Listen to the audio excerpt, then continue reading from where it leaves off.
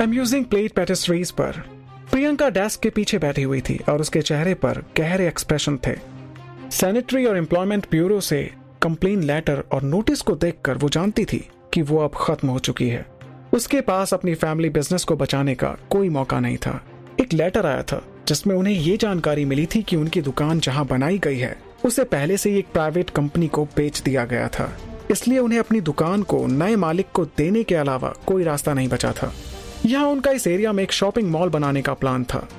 उनकी साइड की सभी दुकानों को बेच दिया गया और बेदखल कर दिया गया और जल्द ही उन्हें भी बेदखल कर दिया जाएगा। उनके पास केवल 2 हफ्ते का समय था अपना सामान पैक करने और उस जगह से बाहर निकलने का। राधिका अभी भी उसके हाथ के लेटर के कंटेंट को समझने की कोशिश कर रही थी। इस लेटर के शब्द उसके दिमाग में गूंजते रहे। अम्यूजिंग प्लेट पेस्ट्रीज की दुकान के मैनेजर होने के नाते उसका मतलब ये भी हो सकता था कि उसने अपनी नौकरी और इनकम का एकमात्र सोर्स खो दिया है। अगर उसके पास नौकरी नहीं है तो वो सिल्वर लीफ में अपनी पढ़ाई को कैसे सपोर्ट करेगी। वो रोहन के बच्चे के साथ 2 महीने की प्रेग्नेंट थी, लेकिन उसके लवर ने उससे शादी करने से इनकार कर दिया था और अभी भी अवंतिका को वापस पाने के लिए वो कोशिशें करने में लगा हुआ था। उसके चेहरे पर परेशानी इस बात की थी कि वो अपनी हालत पर बहुत निराश थी। अगर केवल उसे पता होता कि ऐसा होगा तो वो रोहन को अवंतिका की रेसिपीज चुराने में मदद नहीं करती और सब अपने पास रख लेती। बेशक वो जानती थी कि रेसिपी बुक अवंतिका के लिए कितनी जरूरी थी। हालांकि ये किताबें राहुल मेहता के हाथों में सुरक्षित रखने के लिए सही जगह नहीं थी। प्रियंका और राधिका ये जानने की कोशिश में लगे हुए थे कि उनकी अगली प्लानिंग क्या होगी। तभी रोहन अचानक ऑफिस में आ गया और वो दोनों लेडीज हैरान रह गईं। जिस पल वो रूम में आया वो इतने गुस्से में था कि वो चीजों को तोड़ने लगा। रोहन, क्या तुम्हारे साथ कुछ गलत हुआ है? हे रोहन, तुम ठीक तो हो ना? प्रियंका सिन्हा ने परेशान होकर पूछा। उसने अपने बेटे को इतने साल में इतना परेशान नहीं देखा था। उसने लेटर को अपने हाथों में रख लिया। मुझे नौकरी से निकाल दिया गया है। रोहन इस समय काफी गुस्से में था। मेरा प्रमोशन अचानक से कैंसिल कर दिया गया और इस सब के लिए मैनेजमेंट ने मुझे कोई सही जवाब भी नहीं दिया कि उन्होंने ऐसा क्यों किया। मुझे नहीं पता कि ये किसने किया है और मुझे नहीं पता कि अब मैं आगे क्या करने वाला हूँ। इस समय रोहन की माँ प्रियंका का चेहरा काफी डरावना हो रहा था। उसका बेटा बहुत परेशान था और उसे पता नहीं था कि आगे क्या होने वाला है। अगर अपने बेटे का फ्यूचर इस तरह से खराब किया गया था, अगर उसके बेटे का फ्यूचर इस तरह से खराब हो गया तो वो अपने बेटे के लिए एक लैविश लाइफ को एक्सपेक्ट नहीं कर सकती थी। क्या कौन तुम्हारे साथ ऐसा करने की हिम्मत कर सकता है? उसने पूछा। मुझे नहीं पता मॉम, मेरे बहुत से दोस्त और कोलीग्स हैं जो इसके बारे में जानते हैं, लेकिन उनके मुंह बंद हैं, वे कुछ नहीं कर रहे हैं।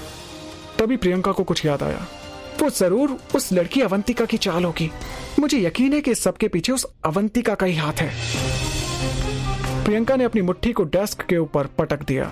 उसकी आंखें नफरत से भर गईं।